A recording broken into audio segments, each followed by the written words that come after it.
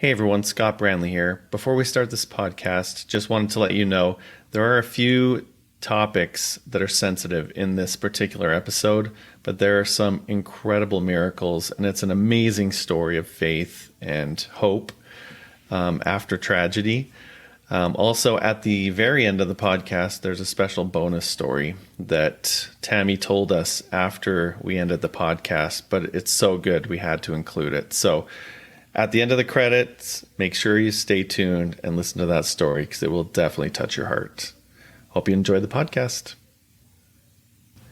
Hi, everyone. I'm Scott Branley. And I'm Alicia Coakley. Every member of the church has a story to share, one that can instill faith, invite growth, and inspire others. On today's episode, we're going to hear how one woman's traumatic past helped her develop an everlasting trust in the timing of the Lord. Welcome to Latter-day Lights.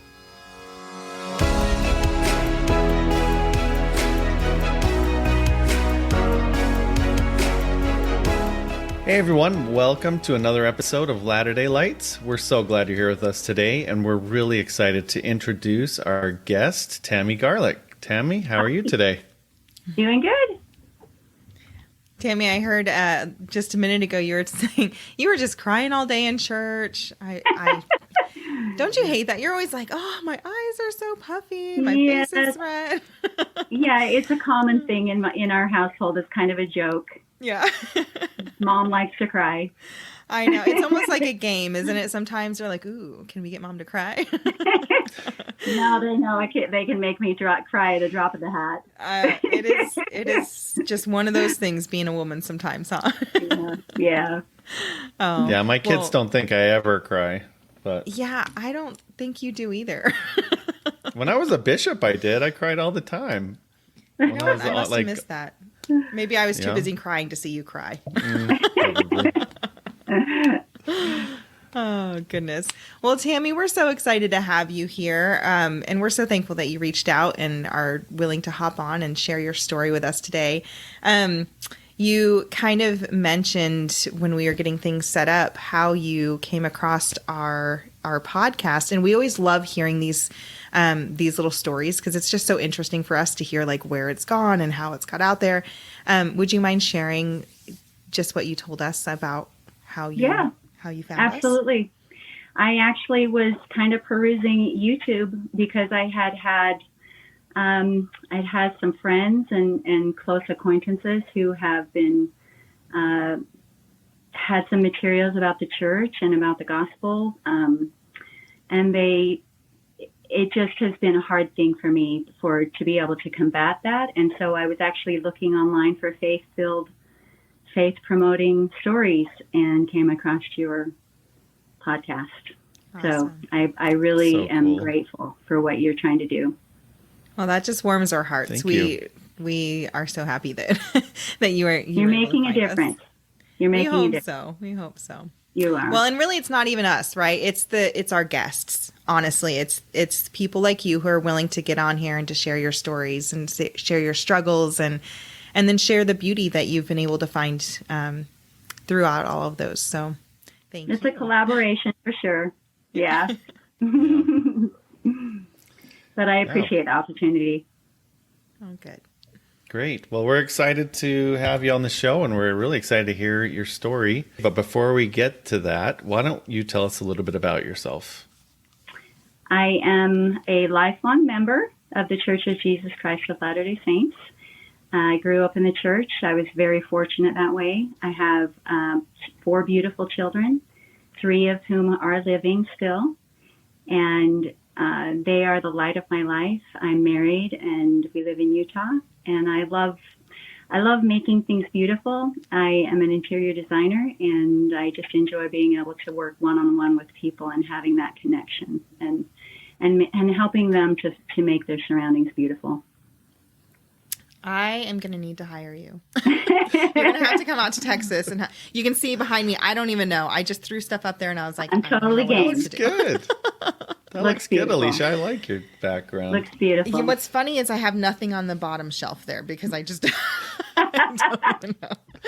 I know what I like, but I don't know where I like to put it until I see it there. It's almost like I just need inspiration from people. So, yeah, well, I'll just fly you out. You can just come hang out with me in Texas and fix my home.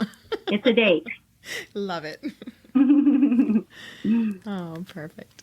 Well, Tammy, we are going to go ahead and turn the time over to you, and I will let our listeners know this one is going to be filled with some hard things, and so you might want to grab some tissues, might want to turn off any other distractions, and just kind of get cozy because Tammy has a story. So, with that, we will turn the time over to you. Okay. My story starts, I was born in California. My mother was pregnant with me. She had 5 children, and I am the 5th. Her husband, my father, was in a plane crash with my oldest brother, who was 12. And he was thrown from the plane, but he received burns all over his body and shattered legs. And so my mother, who was pregnant with me, had an extremely traumatic experience in that she had just lost her husband, and then her 12-year-old boy was severely burned and was in the hospital on morphine. Mm-hmm. And at 12 years old, he became an addict. So when I was born, I kind of was thrown into that environment of trauma. I was born with a birthmark on half of my face. So my mother also had that to contend with and the struggle of that. I wear makeup, but you can sometimes tell that sometimes there's a difference in my face on both sides, but that's been something that has been a challenge in my life. But I've also learned that it has been this beautiful gift that has taught me intense compassion and being able to see people for who they truly are, mm-hmm. and with different eyes. So even though it's a challenge, it's been a blessing. In that childhood of having a family who was very reeling from the trauma of losing their father, and then having a brother who was, it was almost a natural a natural thing for him to become an addict because of the morphine mm-hmm. they had put him on, and then having his father, who was his best friend, taken. It was just almost a given, right? Mm-hmm. And so going through that as a child, and my first memories being of a lot of violence, my mother moved us from Torrance, California to Utah when I was 3 years old. My brother was kind of heavy in the midst of the addiction, and she was attempting to try to get him away from his friends and the influence in California, which was during the 60s, the late 60s, early 70s, when this was happening. And, LA in the 70s was kind of the drug, the drug scene. And so she was trying to get him away from that. Well, it didn't. Anyone who knows him's dealt with addiction, environment doesn't always change that. So mm-hmm. my earliest memories were of the police frequently at our house, and a lot of violence, and a lot of the family trying to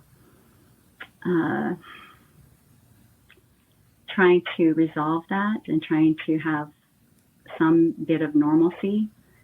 But it was, for me as a child, it gave me this undeniable education in the contrast of the dark and the light. Because my mother was an angel, and she was the most faithful person I think I've ever met in my life. And I can consider her to be one of the greatest gifts that the Lord could have ever given me.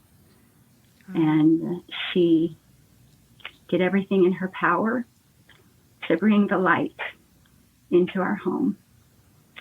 We had family home evening. We did scripture study. We went to church religiously, you know, all of church, everything, young women, you know how it used to be that there was 3 meetings on Sundays. Yep. And then a couple on Wednesdays. And so we were fully engaged. And yet there was this dichotomy in our home of this huge contrast of the dark and the light. And so as a child, I developed this very keen ability to be able to discern spirits very clearly. I think when you're fresh from heaven and you are in a situation like that, I think that it's just a very, you're pure, you know, you're pure. And so you're able to see that very clearly when you're given both. Right.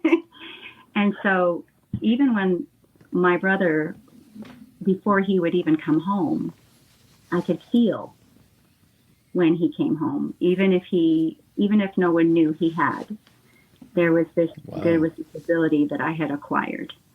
I consider that to be one of the greatest gifts that the Lord has ever given me, is to be able to discern and to see truth and to be able to discern between truth and lies, even really, really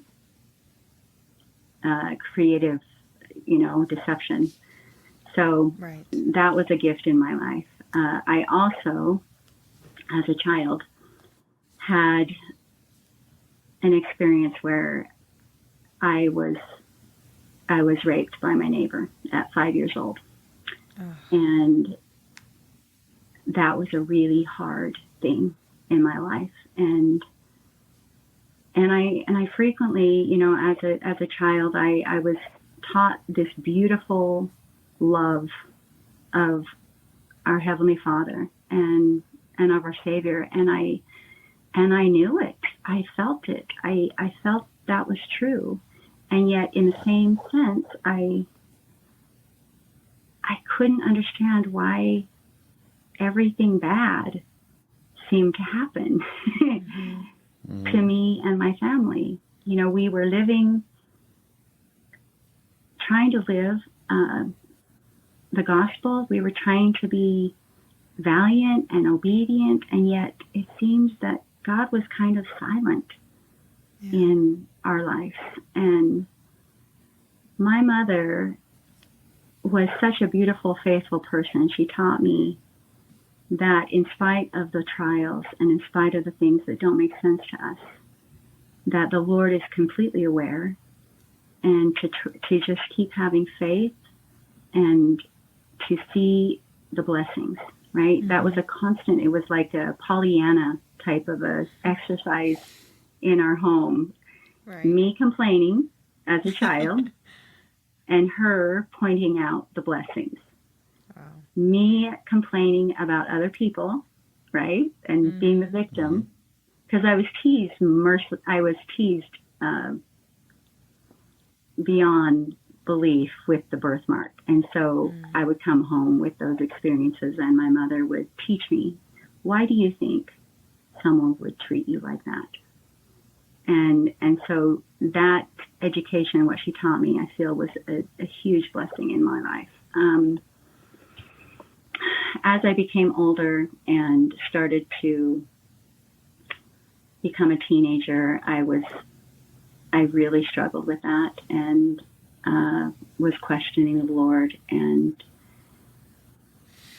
the Lord gave me this beautiful gift when I went to EFY when I was a teenager, of the person that was speaking changed his talk and said, I feel very prompted. I had gone there fasting, wondering why the Lord had been silent in my life. I knew he loved me and I knew he loved my family, and yet I couldn't understand why I felt like I was just thrown to the wind, pretty much, born into the trauma and just not having any safety or protection or blessings. And you hear stories in church about people who, pray and they find their watch.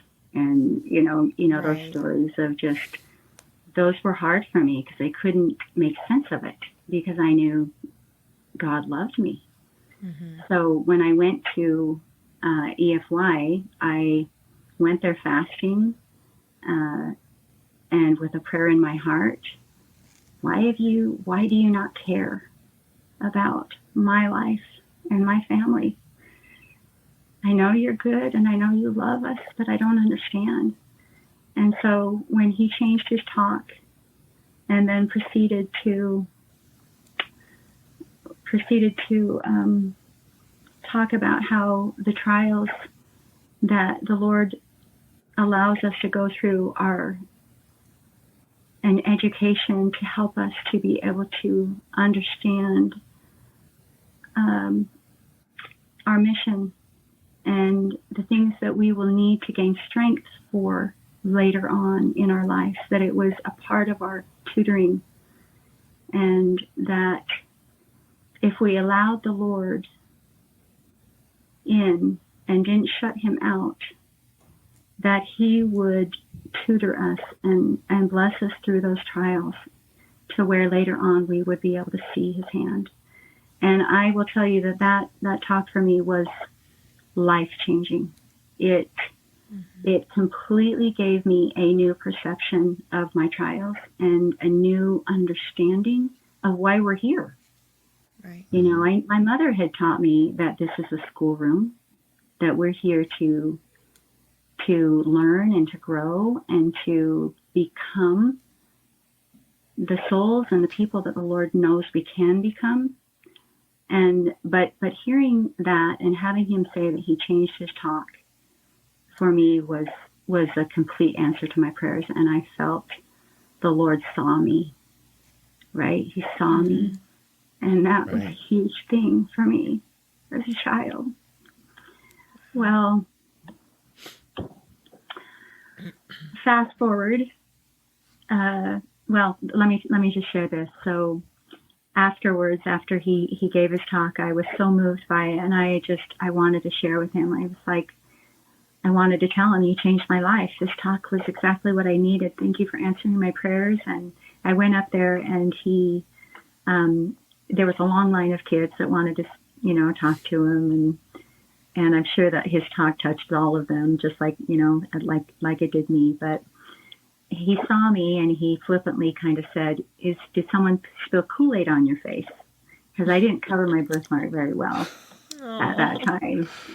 And my face kind of dropped, and I said, no, it's a birthmark. And his face I could see that he felt horrific. He felt horrible about what he had said. And he said to me, will you please just wait. And I need to tell you something. And so I waited with my girlfriend. We were waiting. We were needing to go to another class, but we waited for a little bit, and then finally my girlfriend said, hey, we got to go. We're going to be late. So we left. And fast forward 6 years later, I was dating a young man, and we'd become pretty serious. But because of my history, because of the stuff that I went through as a kid, I really didn't know if I ever could get married. I didn't know what that relationship was supposed to look like. I'd never seen it healthy. I just didn't know if I could have that kind of a relationship. So it was a kind of an on and off again type of a thing, where we would date and we'd get close, and then I would break it off, and then we'd get back together, and I'd break it off, and it was kind of that kind of a thing.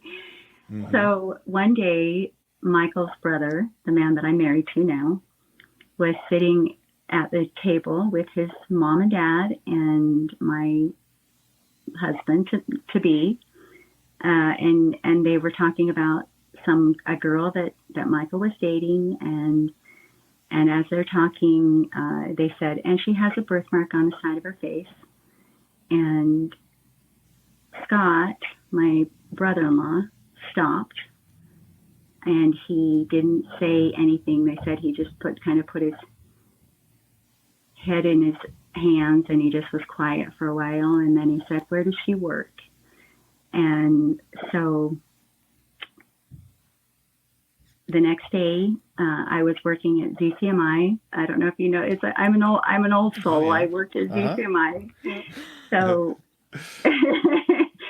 and this man comes up, and he just stands there, and he puts his hand like this on the counter, and he just stands there and looks at me. And I'm like, "Can I help you?" And you're a bit creepy, you know. And he just didn't say anything. He just kept looking at me. And I said, "Do we know each other?" And he said, "I think so." And he said, "Did you used to have blonde hair?" And I said, "Yes." And then he just kept staring like this at me, like this. And I said, "Hey, you look really familiar, but I'm not sure how I know you. Do you speak? Do you do public speaking or something like that?" And he said, "Yes." And I said, "Like religious classes?" He said, "Yes, I do." And then he said, "Can I tell you a story?" And I said, "Yes."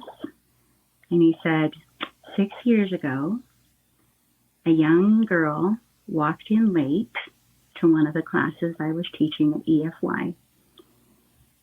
And he said, "I've never had such a strong impression to speak about a specific topic. And I knew it was for you." And then I said something really stupid afterwards. And he says, I felt that I let the Lord down, and I didn't deliver the message that the Lord wanted me to deliver to you. And then he said, "I've been putting unknown girl with birthmark on the temple prayer roll." Wow. Can you believe Oh my that? gosh. I And didn't even know you could do that. Well, he did. Oh, apparently you did. Wow. And my gosh. I said to him, I said, "You don't understand." I said, "You didn't fail me. That completely changed my life." And we just embraced and cried and shared this really beautiful experience of coming full circle to see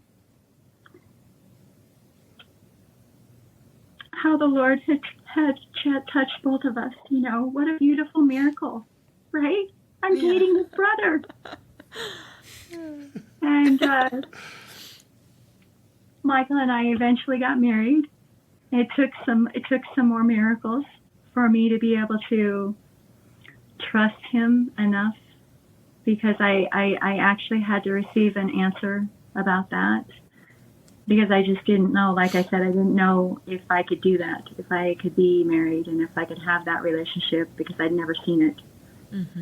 All the men that I knew in my life had not been healthy. You know, they hadn't been healthy relationships. And I even had some friends, fathers, as I was growing up, be inappropriate with me. And so I just really didn't trust that. I didn't trust men. Right. So I needed the Lord to give me that confirmation, and he did.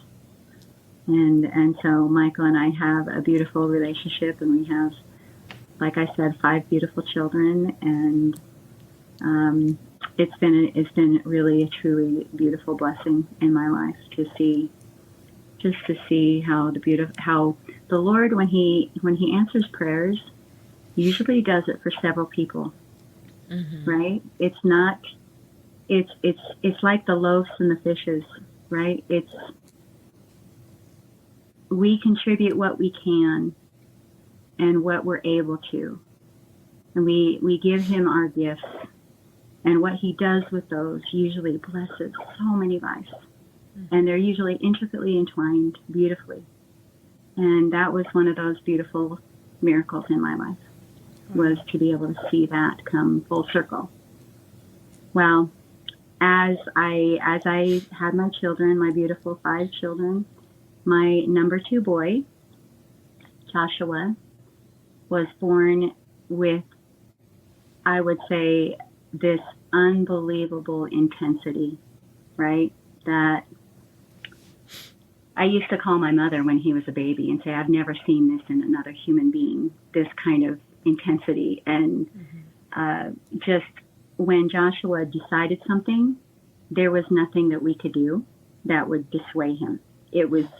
He was unbelievable. I mean, at 2 years old, I would say, okay, I've tried positive reinforcement, negative reinforcement, chore charts, everything that I could think of to try to bribing, he just was so adamant that I, like I said, I'd call my mother and I would say, I've never seen this. I've never seen this in another human being. And she said, it's just our children nowadays. They just are really strong-willed. They're going to, I'd have people say, well, these were the kids that led Satan out. What do you expect? Right? That's a good So you take away, you take away a bit of their agency, and it's so in their core that it just brings out this, whatever, even if it's something good, they're going to fight you against it because it's going against something that they want. Yeah. So anyway, I just feel like you just psychoanalyzed my entire relationship with my teenagers. Yeah. Okay. That makes sense. I know. Okay. They are that way. Wow. They're strong. They're strong. This generation, they are like amazing kids. Mm-hmm. Amazing kids. Yeah. And I have had witnesses of who they are that people would be just blown away by how amazing they are. The key is channeling them, and giving them the tools that they need to be able to navigate and to make the right decisions. Well, it was kind of that way. And I actually had some experiences with Joshua when he was a child that really were hard for me. When he was a very, very angry child, or what's the word? Just intense. And he very much, he and I had this connection that he couldn't be separated from me. There was this, it wasn't sad or it was mad. Like when there was a disconnect between us, he would just get enraged and scream and scream and scream. And I couldn't quite understand what that was or where that was coming from. But I mean, he didn't have a babysitter for the first 5 years of life because he wouldn't stop. There was no consoling him. We tried everything. And anyway, so I developed this little thing where I would wrap him up like a papoose, really, really tight when I was holding him, trying to get him to go to sleep. And then I would put him, we had a car seat because it was shaped like this, like I was holding him.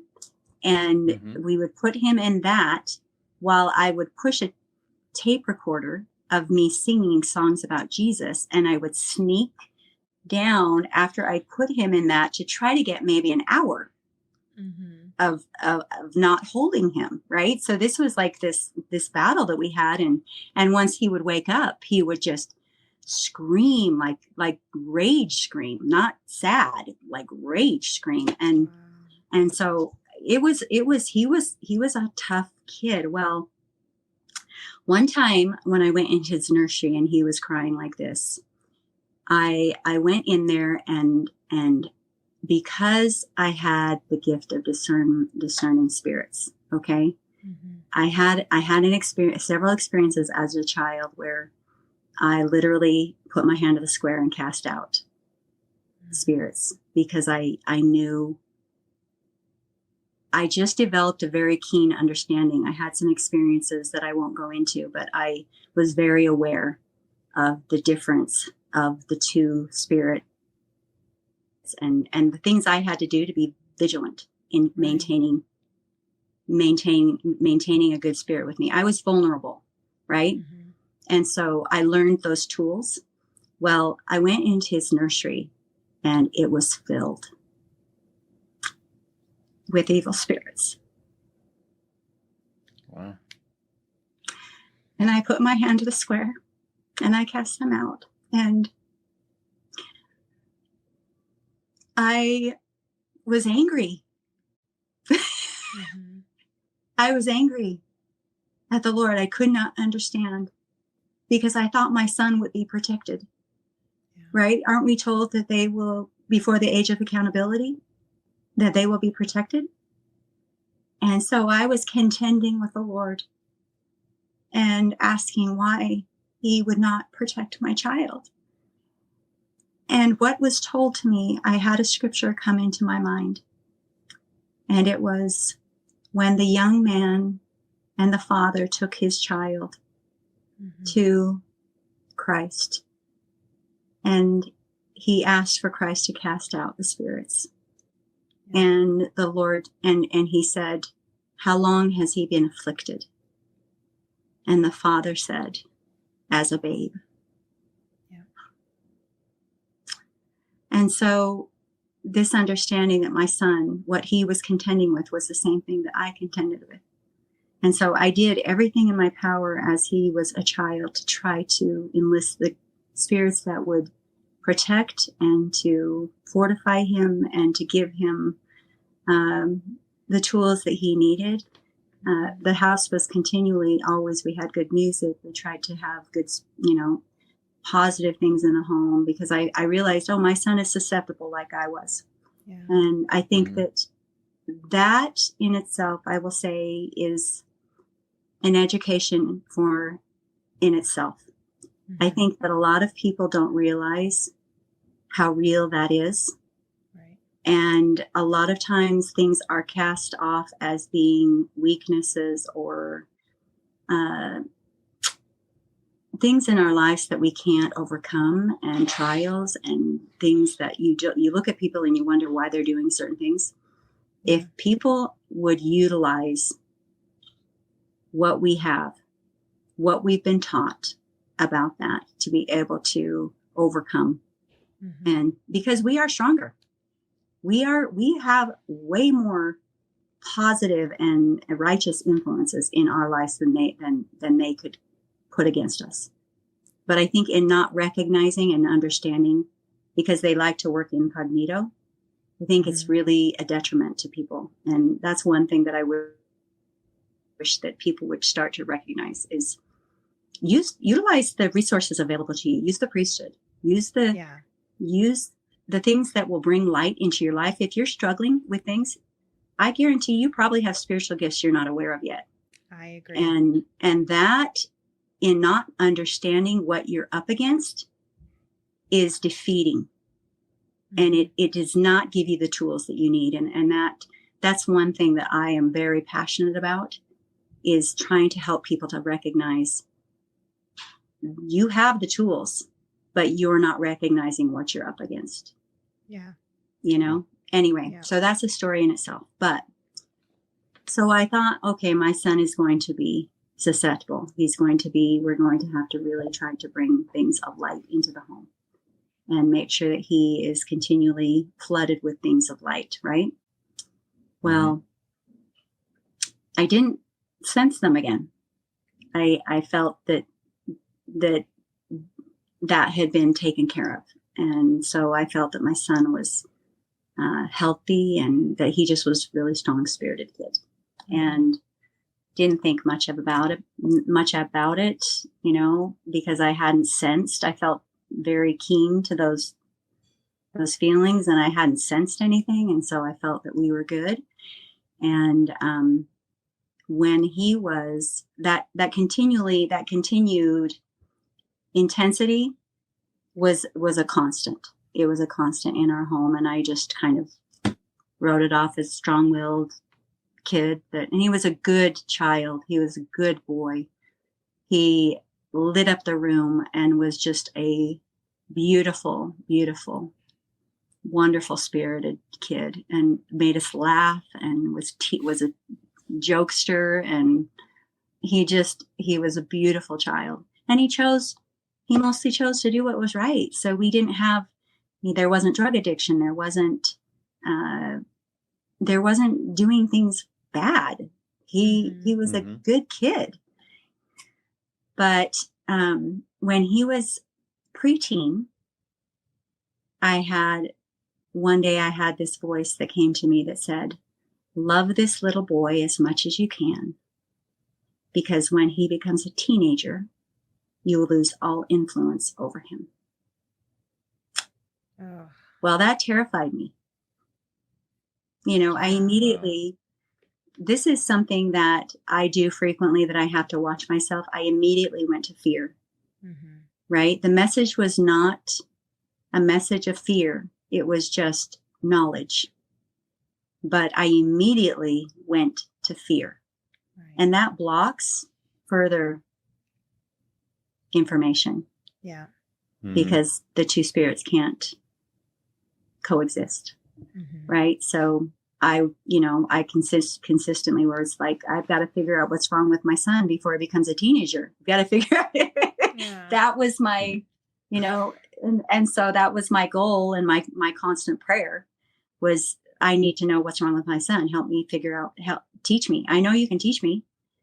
And one thing I don't think that I shared was that because of the things I went through as a child, I had this compensatory gift that the Lord had given me, that I have always received these very clear sentences in my head.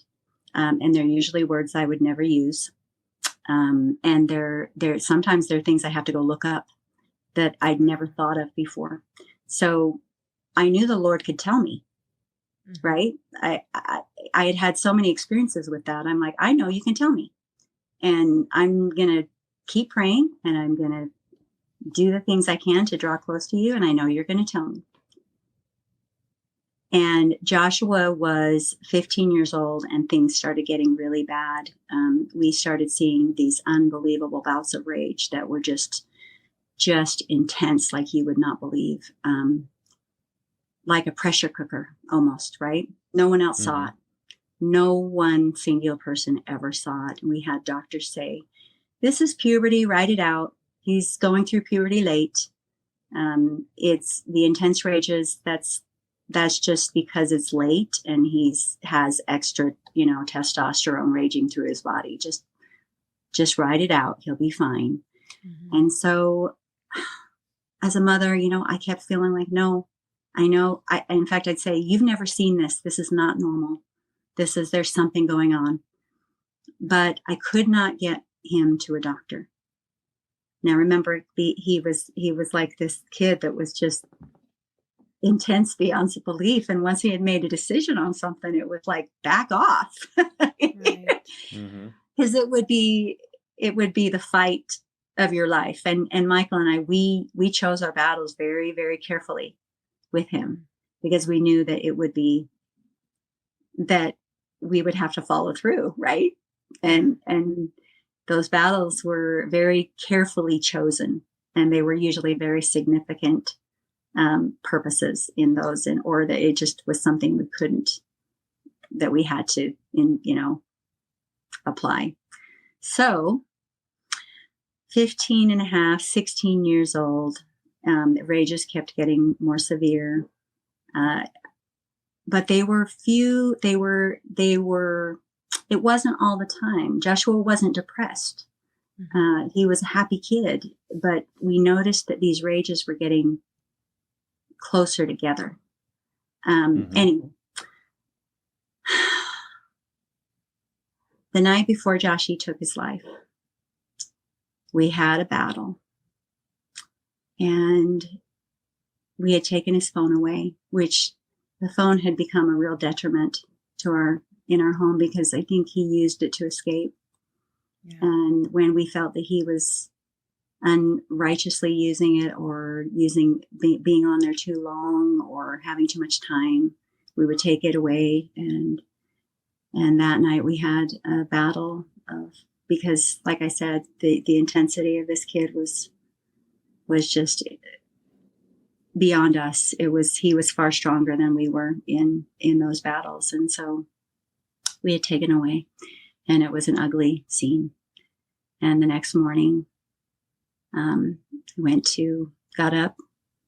He had locked himself in the bathroom, and we told him we were going to church and that we loved him. And he said, "I have a headache. I'm not going." And before I left, I said, "Sweetie, I love you. It's going to be okay."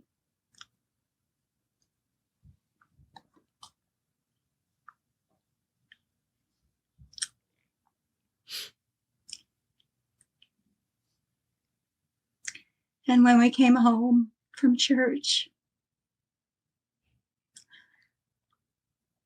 my sweet little daughter found him first. Oh. And then the rest of us found him. And it was horrible. The reason why I tell you that is because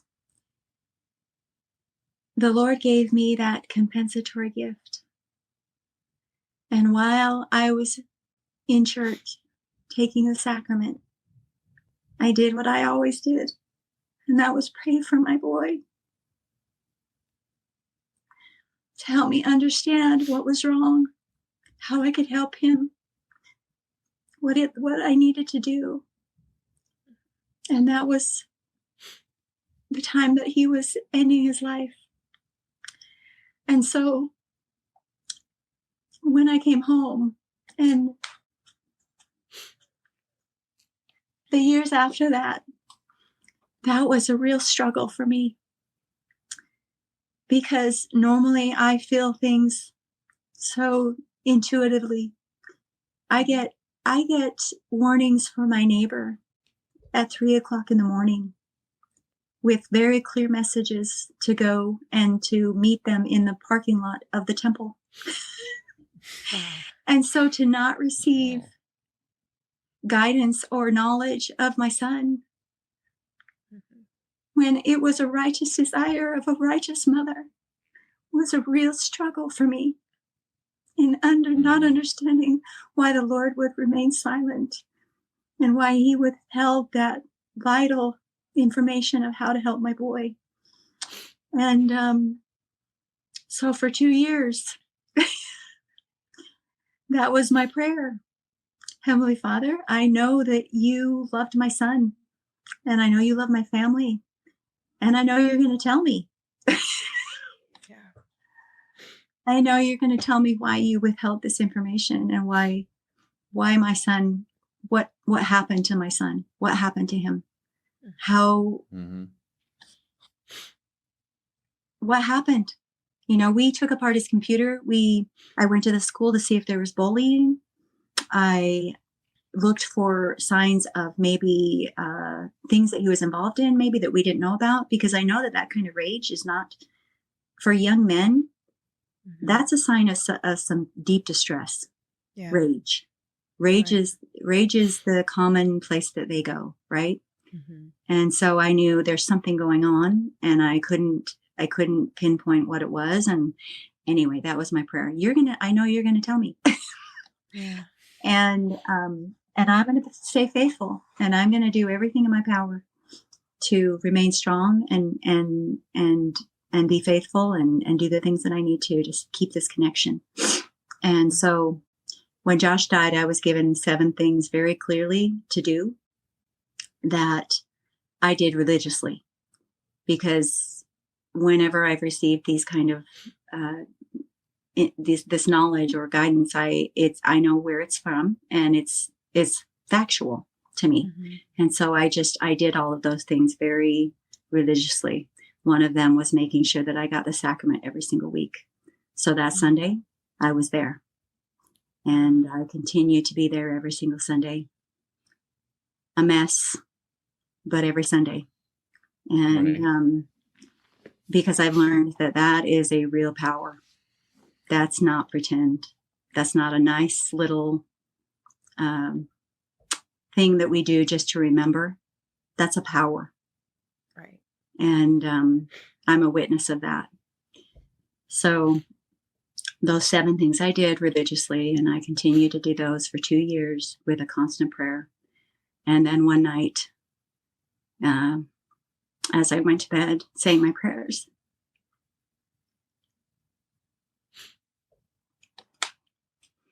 I heard in my mind, Tammy, you need to let this go. Ugh.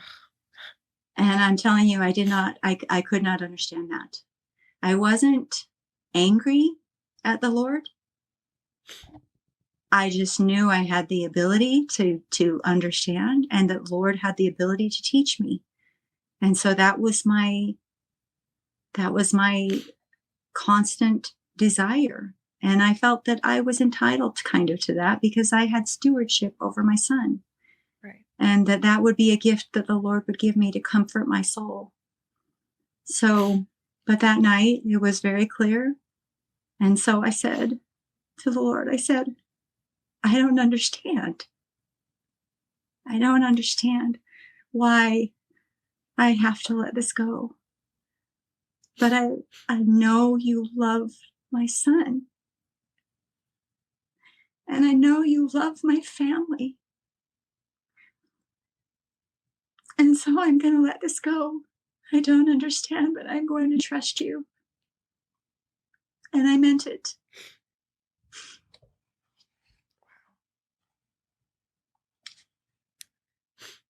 And that night, about 3:00 in the morning, I was awakened with a male voice, and I could feel a presence in my room. I didn't recognize the presence. I knew it wasn't my son. I thought it could possibly have been my father, who I never knew, that died before I was born. But I didn't recognize the voice. And I heard just, Tammy, Joshua had a brain tumor. Wow. And I asked, is this true? Is this true? And what happened to me was, I'll never be able to explain or describe.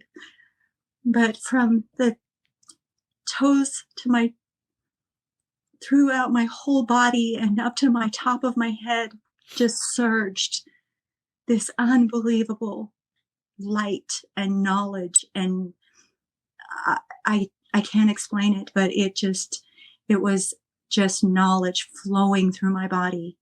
And I absolutely knew it was true. The joy and the light and the pure, radiant truth were just radiated through my entire body. And I saw where it was. And I did not know a thing about the brain. Had no idea, never even considered it. It had never entered my mind that something physically wrong or something physical was wrong with my son. Mm-hmm. It was beyond anything I had ever thought of. And I woke up my husband and I said, Joshua had a tumor, and we just wept the entire night. And in the morning I woke up and I ran downstairs and I started Googling rage disorder brain tumor, because I knew there was a correlation there. Mm-hmm. And what I found was like a diary for my son. Oh, wow. All of these things that I thought were random, that I could not put together, that I had talked to doctors about, that everyone kind of just blew off as being nothing. Mm-hmm. There was 2 case studies that I found. And, but the first case study that I found said a young man who has this kind of tumor, if they go through puberty with this kind of tumor, will experience uncontrollable rage. Because what's happening is there's extra, the testosterone is raging through the body, causing additional blood to go to the body, and it will feed the tumor, causing the tumor to expand and push up against the amygdala, which is the emotion center of the brain. The amygdala is what kicks in when a mother when a car falls on a child and a mother lifts up the car. Right. That's the amygdala.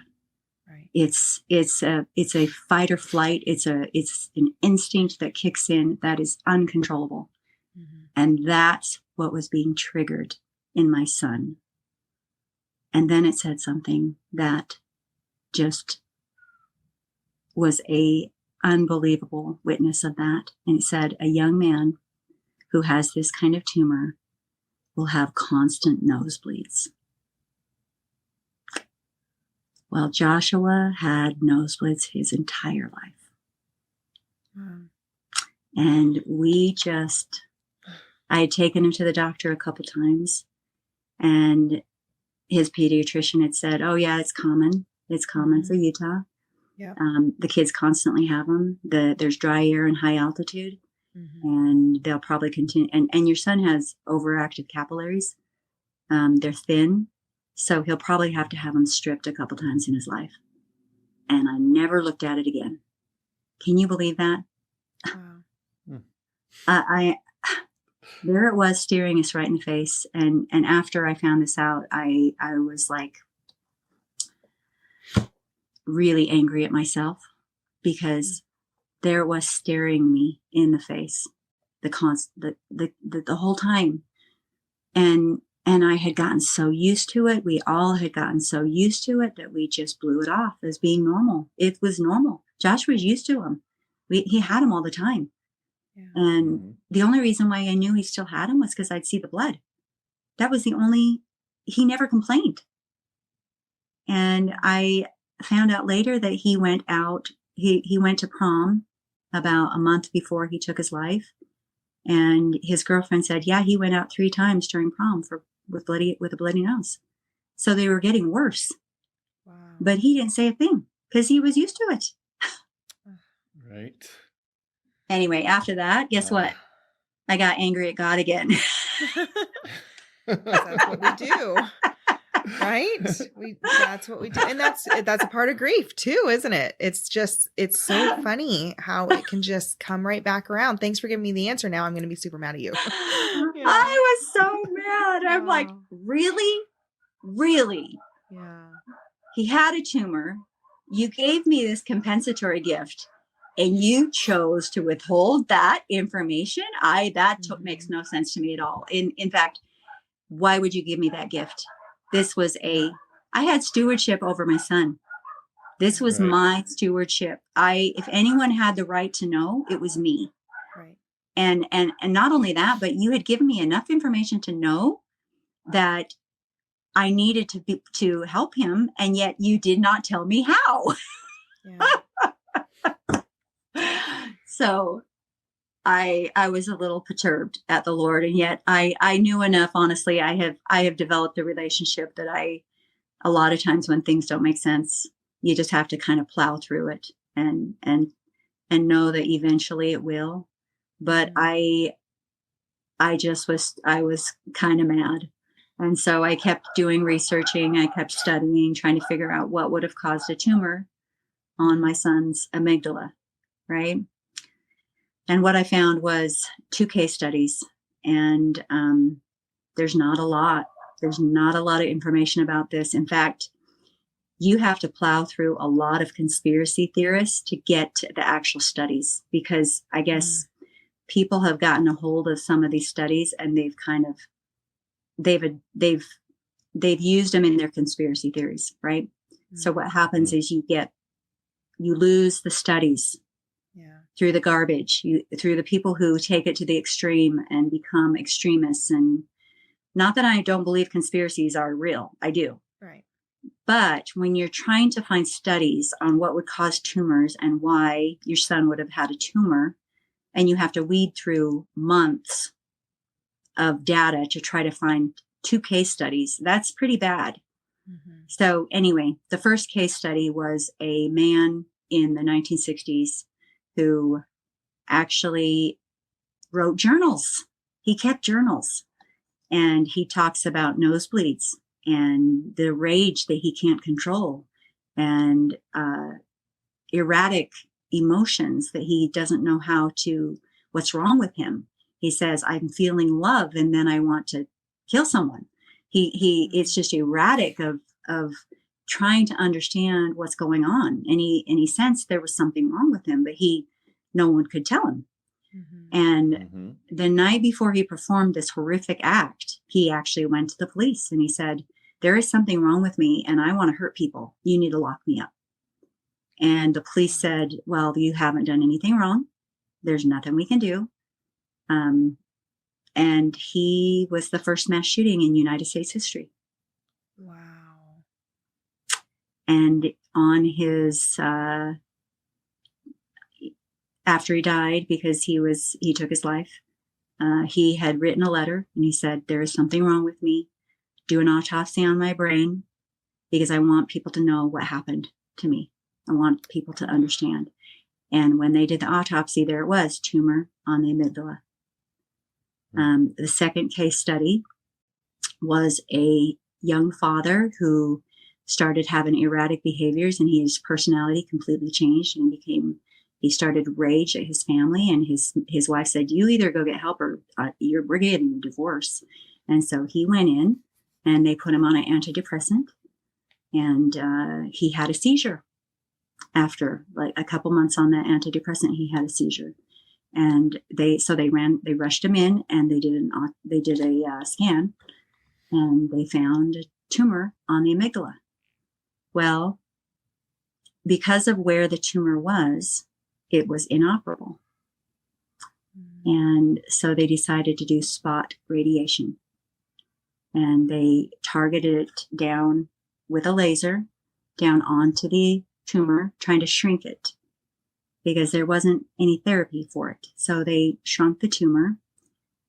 But what happened was they shrunk the tumor, but they damaged the amygdala, which, now remember, the amygdala is the emotion center of our brain.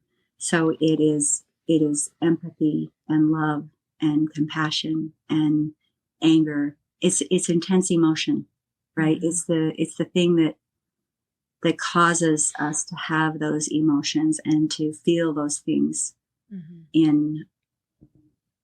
so because he was like a zombie, the family said, let's stop the radiation. Let's, maybe we'll get some of him back. Maybe he'll have some quality of life before the tumor takes his life. And so they stopped the therapy. But what happened was the tumor grew back. The amygdala didn't. So because the man didn't have the compassion and the love for his family, the rage took over. And this man performed a horrific act on his entire family. Oh, no. And so, wow. The reason why I tell you such an ugly story like that is because after I got that final bit of information, I realized this could have been worse.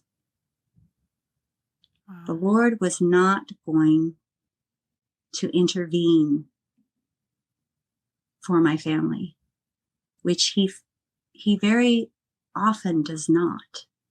We often don't get the miracles and the things that will be the beautiful miracles in our lives. We don't get those.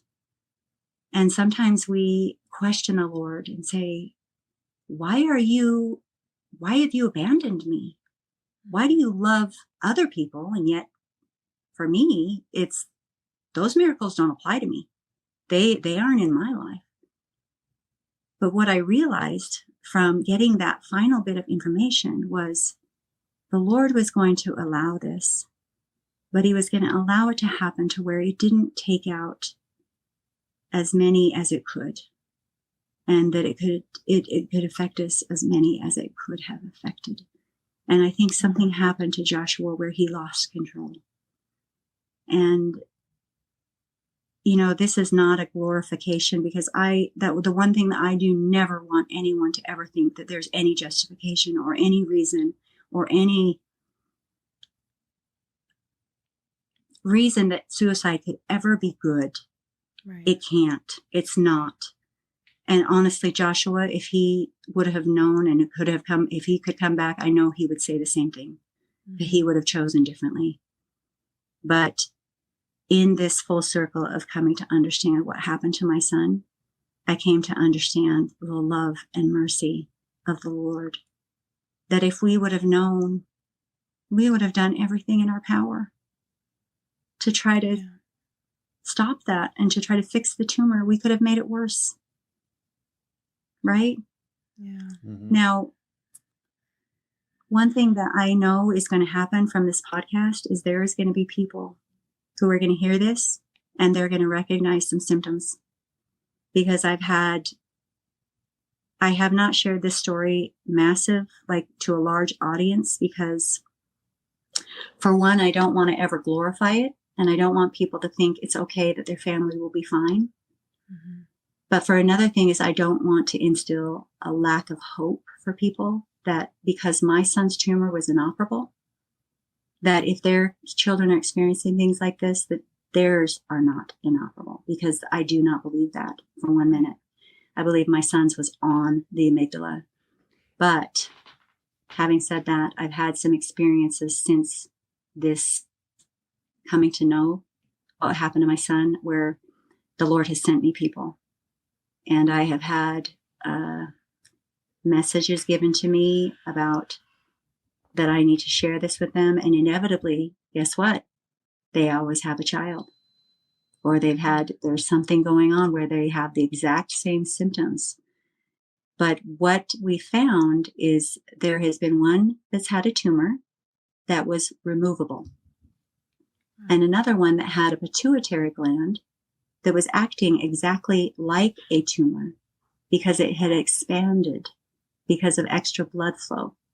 Wow. And the pituitary gland was pushing up against the amygdala, causing the same kind of rage. Oh my goodness. So that one, the daughter, actually, they had put her in an institution because they couldn't, they had to watch her 24/7. She was on suicide watch. And I met this woman who immediately said, nosebleeds, that's it. That's it. Got her daughter in, got the scan. They saw the pituitary gland. They put her on a medication. Well, guess what? Within a week, her daughter was back. Wow. Oh my gosh. Wow. So my story is not going to be everyone's story, and it's not going to be the case for a lot of these kids who are experiencing these kind of disorders with the rage, because there's a lot of young men who are, and a lot of kids who they're on antidepressants, and it's not going to be the case for all of them, but there will be people that are listening to this, that they will see symptoms and they'll start to think that that might be a possibility. Yeah. Get a scan. Get a scan. And it's not inoperable. The people that I've met has not been inoperable. I met a woman on the plane coming home from where were we? Las Vegas. We had gone to a concert. On the plane home, it happened to be my son's 10-year anniversary to his birthday, right? Or 10-year anniversary of his death, which happened to also be his birthday because he was born on Mother's Day. Wow. And I was sitting next to this woman, and she looked like she was a mess. I could tell she was really emotionally just having a real struggle. And I just said to her, "Is everything okay? Are you all right?" And she just started sobbing. And I said, "Tell me what's wrong." And she says, "Well, my daughter has been suicidal. They've moved her to an institution in Utah, and it's her birthday, and I'm flying out to see her, and I don't know what I can tell her." because I don't know how to help her. And I immediately knew exactly that the Lord had placed me right by her for a very specific reason. And I said, oh, it's your daughter's birthday? It's my son's birthday too. Can you believe that? The coincidence of that? I mean, that's not a coincidence. That's a miracle. Yeah. And so I proceeded to tell her, I said, I think I know why we're sitting together, because it was a happenstance that I even got put there. And I asked her, I said, tell me about your daughter. Tell me kind of what she's experiencing. And she says, well, we've been afraid of her for a long time. She has these rages that are uncontrollable, and we don't know how to help her. And now she's suicidal. And we just have run out of options. We don't know what to do. And I said, tell me, does she have a lot of nosebleeds? And the woman just started sobbing. She said, how would you ever know that? And then I proceeded to tell her my story. So her daughter, there's a possibility of getting her daughter help, right? And I don't think that the Lord would ever have given me this knowledge if I wasn't supposed to give people hope. Because I think that there are specific people that are being affected by this, and no one's looking at it. Yeah. No one's looking at the brain, and I don't want to go into this now, but after I found out it was a tumor, I became kind of a radical in trying to figure out what happened and how my son would have developed a tumor. Well, I found lots of information that's really troubling about our environment. Yeah. And the things that are causing this, that, this isn't the place, but that's actually where I ran into a lot of conspiracy theorists, because this information has been pretty readily available for a long time, but it's been buried. So our kids are being affected. I believe the Lord is wanting us to be aware of this. But here's my testimony, okay? After it's all said and done, this is what I want people to take away from this. The Lord is so fully aware of each of us. He is intimately orchestrating so many things that we just don't see, that make no sense, that sometimes are really, really ugly.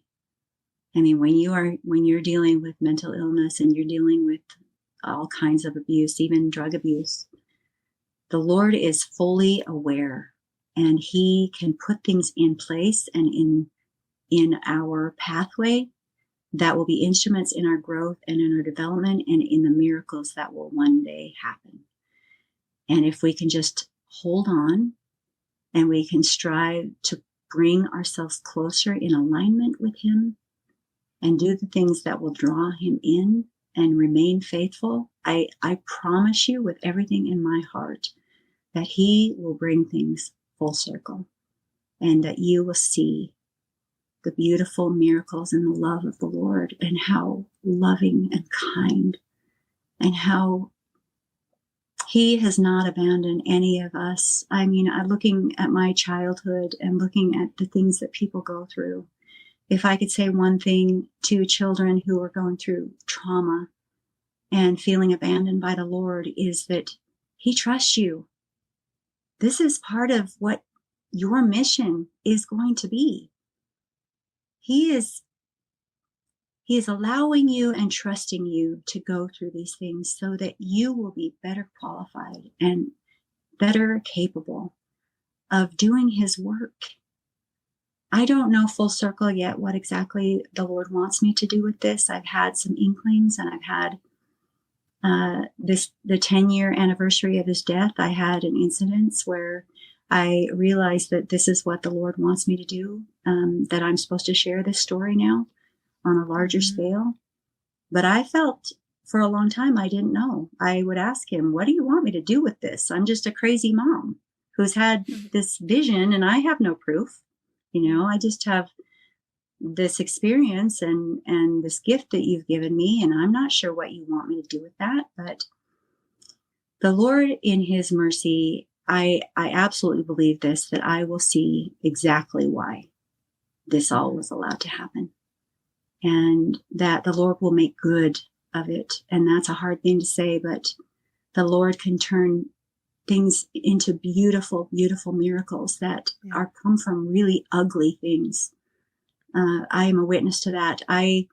My brother, as a side note, my brother, who was a meth addict from the age of 12 to 28 years old, came home and decided that he wanted to clean up and went on a mission.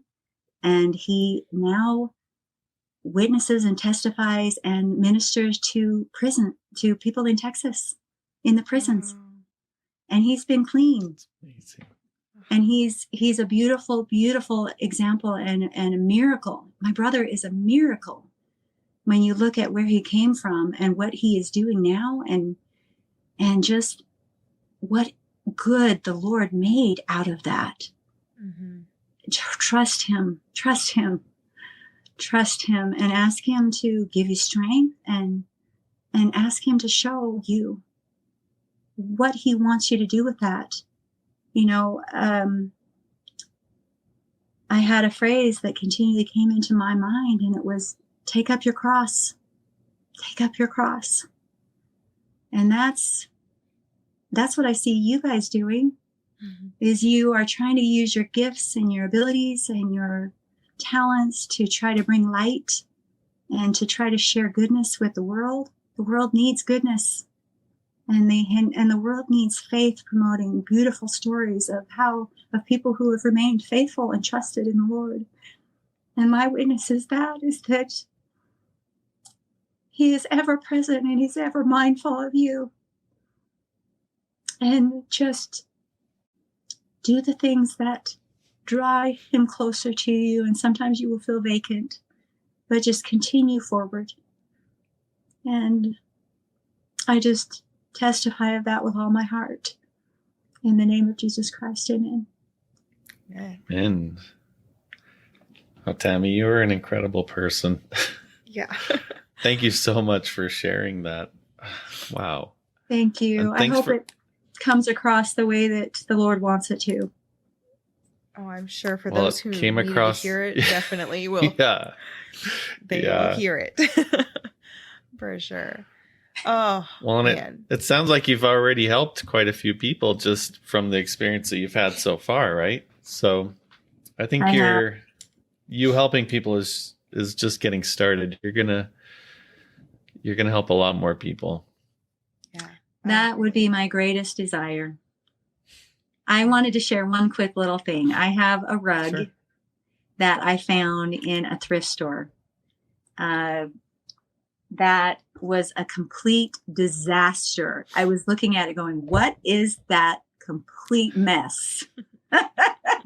And it intrigued me because it was just like this bowl of spaghetti, right? It just looked like awful. And I turned it over, and it was the most beautiful, intricate rug that I had ever seen.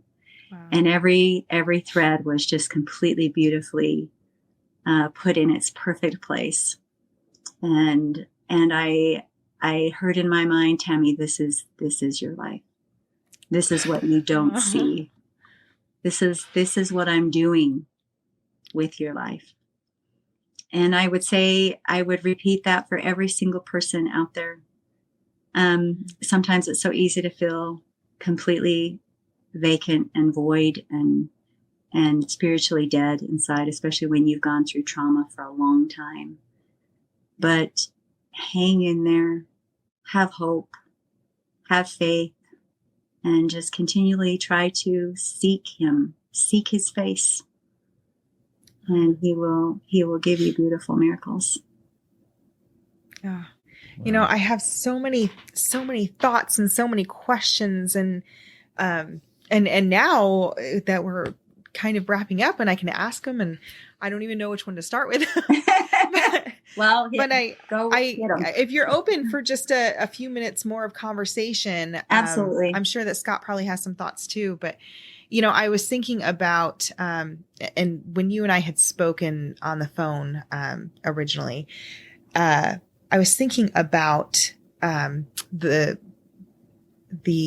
saviors of suffering that I had mentioned. I'd read it in this book, and Yes. I talked about, this book talked about how sometimes there are things in this life that we have volunteered for, suffering in this life that we volunteered for, so that we could better understand and help to, maybe not correct, but maybe it's just help in some way to be a light to others who are going through that same suffering. And just as you were telling your story, that just kept coming back in my head over and over again, that not only, were you someone who you very well could have stood up, before even coming to this earth and saying, hey, let me go through this.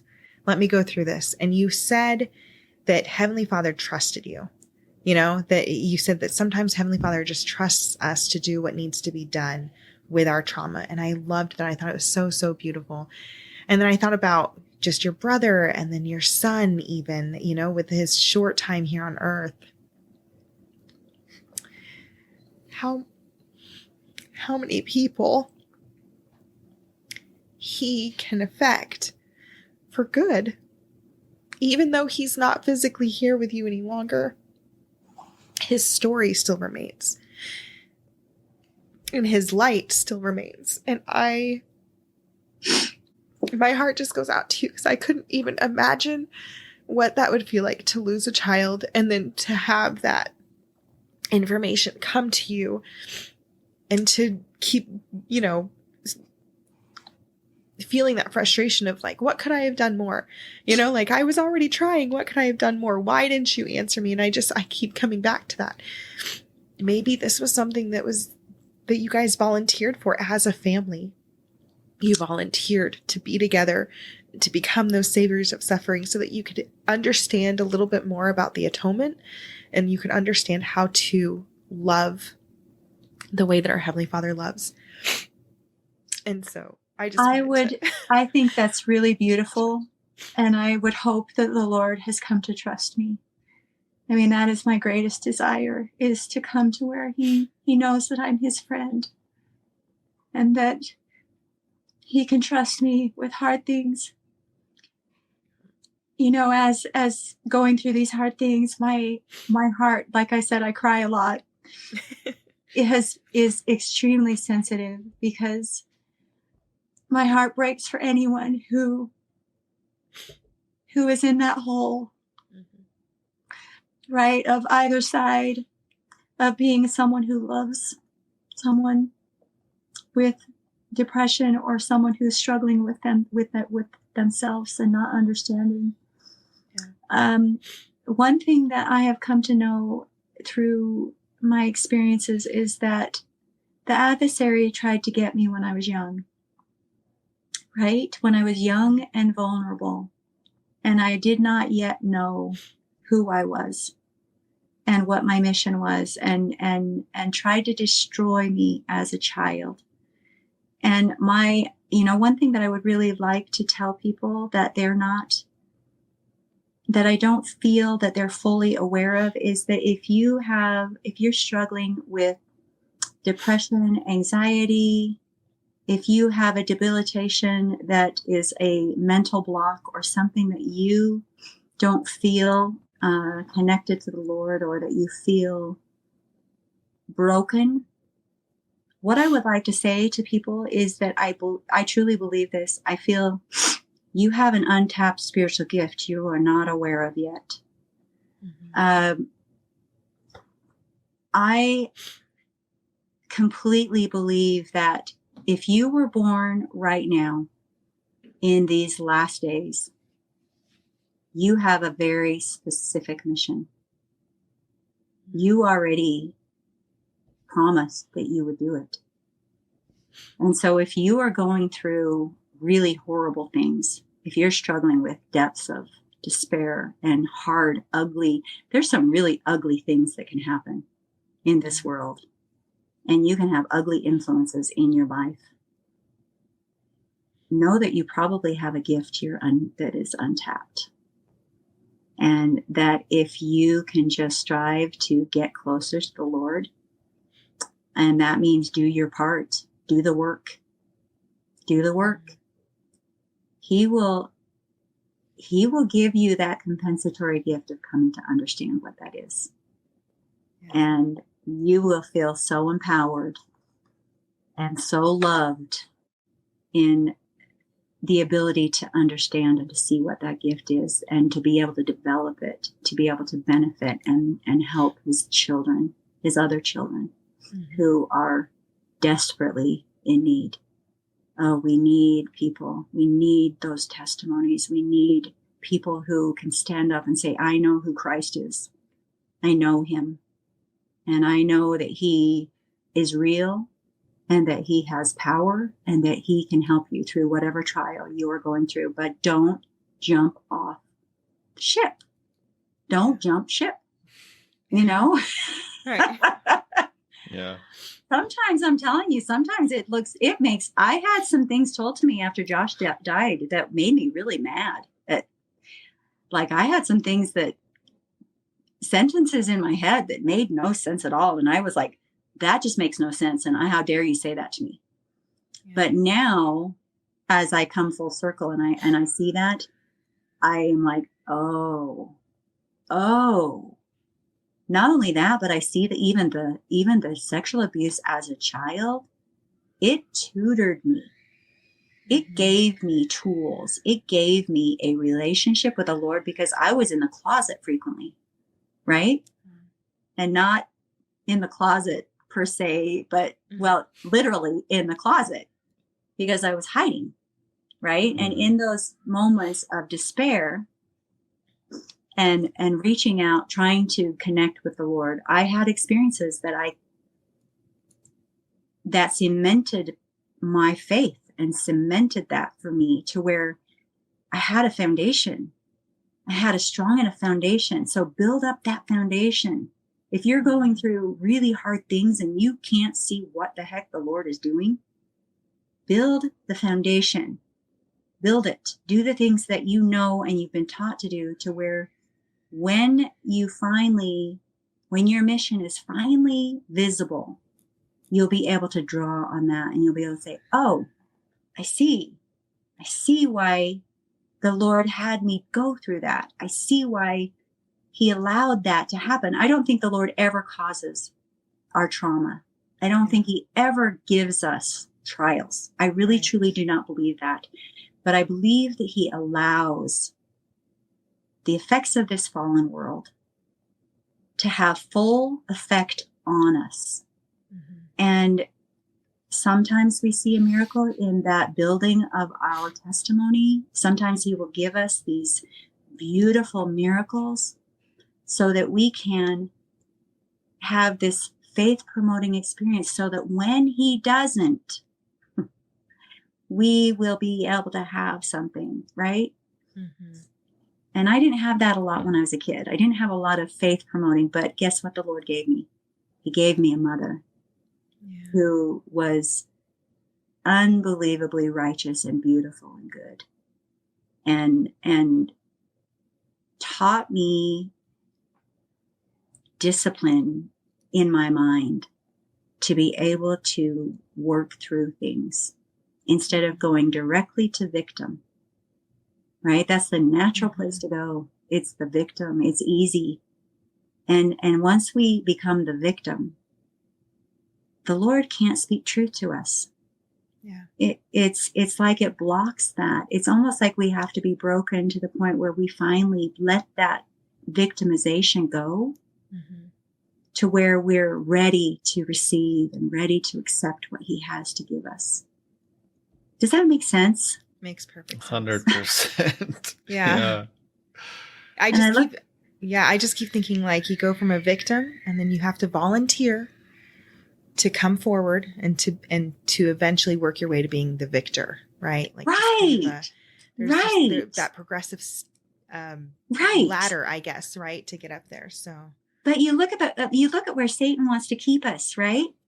Who was the greatest victim of all time? Right? I truly believe, because I had these reoccurring dreams as a child, that I remembered some things from the pre-existence war. And so my feelings is that the adversary didn't present a plan. What he did was accuse. He accused the Father and the Son of lying, and that their plan was not going to bring everyone back, and that the Savior would not be able to do it, and that we were being selfish by following a plan that was going to not be edifying and equal to our brothers and sisters. We see that today everywhere. Yeah, do you see the same thing playing out? Yeah, it's like equality. Life's supposed to be fair. Well, it's not. It's not supposed to be fair. Yeah. And it's fascinating. It's the talents, right? It's the parable of the talents. Yeah. It's if you're given one talent and you go and bury it instead of using it to edify and build others up, then you're burying it. And if the Lord gives you 10 talents, well, he expects you to come back with more. And I believe that parable is like completely linked to what the Lord has given us and what he expects from us and what we're able to do with what he gave us. Yeah. Right? And anyway, sorry, I'm taking all the time up. No, you're good. So, I mean, I don't think any question I can ask is better than what you've already said. I know. Honestly. Wow, you've got so many good insights, and you can just feel your genuine love and sincerity and thought in everything you say. Thank you. I mean, just thank you. I'm not a big crier, but I feel it. I really feel everything you've said, and I'm incredibly grateful for what you've shared with us. Yeah. Thank you. Absolutely. Thank you. I love you guys, and I love the work you're doing, and I am so grateful for you doing it, because we need to flood the internet with goodness. Yeah. Right? And people who are seeking and searching for hope. Absolutely. So thank you. We'll do everything we can to get your message out, Tammy. Yeah, for sure. And if anyone is listening and they're interested in contacting with you, getting in contact with you to have you share your story, maybe on their podcast or at a fireside or something like that, what would be the best way for them to get in touch with you? They're welcome to. You can put my email on there. I've put it on a couple different sites. I'm perfectly fine with receiving whatever anybody would like to send me. Okay. And I will reach out to all of them. Okay. And try to help. I love Awesome. It. Perfect. Well, guys, to all of our listeners, we just want to say thank you so much for tuning in today and for going with us on this journey of Tammy's story. We hope that you guys were able to feel the Spirit as much as I know Scott and I have definitely been feeling it throughout this whole episode. And we want to encourage you guys to be sure that you like, share, and comment on this video. Leave a little message for Tammy. Let her know what stood out to you the most, what helped you with your own testimony or with your own perspective. I'm sure that she would love to hear it just as much as we would. And if you guys have a story that you would like to share, please head over to Latter Day Lights, and you can fill out the form at the very bottom of the page, or you can message us on Facebook. Scott and I are both on the Latter Day Lights page on Facebook. So make sure you guys do that and, do our little 5-second missionary work and push that share button and get this story out to the rest of the world. You never know who might need to hear exactly what was said today. I agree. Yeah. And can I say one more thing? Yeah. Okay. Sorry. I have actually started a YouTube page where I want people to share their stories of faith and hope and overcoming with Christ. And it's called Hope in Christ. So if anybody has a story they want to share with me, I would love to hear it. Oh, Perfect. We'll go ahead and add that link in the description too, so you guys can go find Tammy and email her, and you can look up her YouTube channel and get in contact. So, Thanks. awesome. Thanks, guys. Yeah, thank you. And thanks everyone for watching, and we will talk to you next Sunday. Till then, see ya. Wow. Wow. You did Just amazing. So good. So many beautiful messages, Tammy.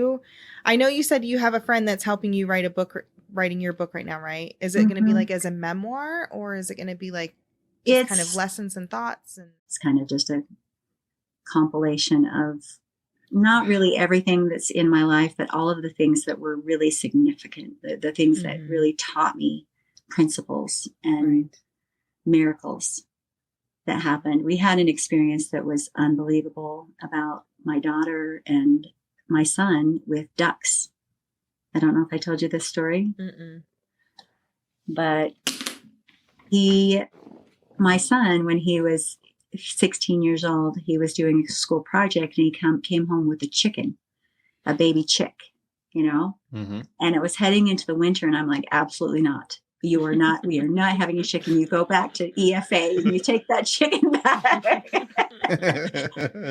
and so he came back with a duck. That's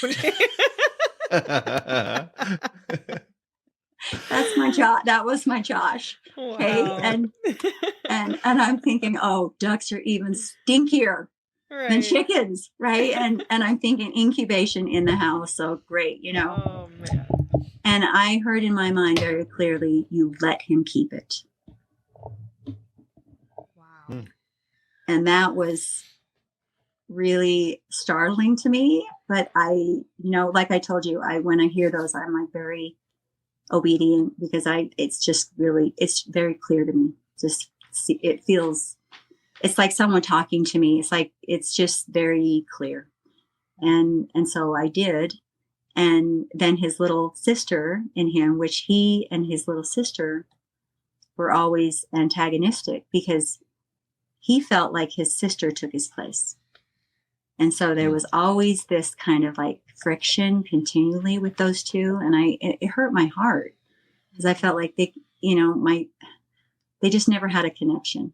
And so I looked at the two of them, and they were both playing with this duck and having this beautiful experience together. And she starts saying, I want a duck too. I want a duck. And I'm thinking, oh.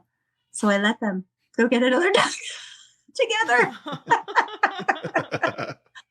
So we had these two ducks, and they named them Jeremy and Pepsi. And Pepsi was the girl. No. Jeremy was the girl, and Pepsi was the boy. Okay. And they were about as different could be. Jeremy was like a little mallard, ugly little dark duck, and Pepsi was this beautiful little white duck, right? And so they played together, and we raised them in the wintertime, where they were really, really stinky and gross, and we got all the lamps and all the stuff. And about a month before Joshy died, Madison came screaming up the stairs, hysterical, saying, Pepsi's dead, Pepsi's dead. That was hers.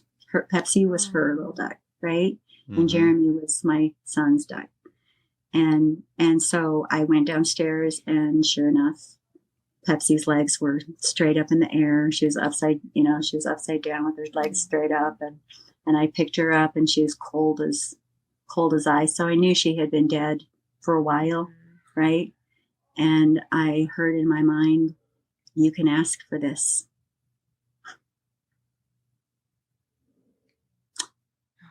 And I would have never in my wildest dreams ever done this, because that's part of life. Yeah. Dying. And it's a perfect, experience to teach your child about death. Right. And just the cycle of life. And I would have never challenged her faith by asking something like that, because it was kind of trivial, right? But I knew what that meant. I knew that the Lord was saying, you can ask for this. So I took the duck in my hands, and I put Maddie's hands, and we put the duck in our hands, and I said, Maddie, we're going to say a prayer that this little duck can come back alive. And we said a prayer, and guess what? The duck came alive. Oh, Wow. my gosh. And, you know, I thought about that, and I thought that was a very odd thing that the Lord would even be involved in that, or think that that was. But this is what I learned from that. Those little ducks followed my little girl around. She was the one that found him. She was very traumatized by what she found. And they followed her around, and she was their little mother for that time. And it was her and Josh. It was a beautiful memory that they shared. And the Lord was saying, Maddie, I'm not going to stop this from happening. But I am a God of miracles, and I'm aware of you, and I'm going to give you this to know that I'm here and that I know you. And that was a beautiful thing, to be able to have that little duck as they grew up, and they got bigger and stinkier. But what a beautiful thing, right? Wow. Can you believe that was important enough to the Lord to teach her that this I do perform miracles. That was a miracle. Mm-hmm. And that was this unbelievable, beautiful thing that was a testimony of his love during that time period, right? Wow. And then later on, when they got bigger, we decided we got to take these ducks to get rid of them. So I decided to get a little dog for them to try to replace the ducks.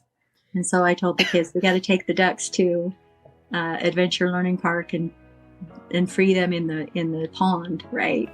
So we made friendship bracelets for them and put them around their little legs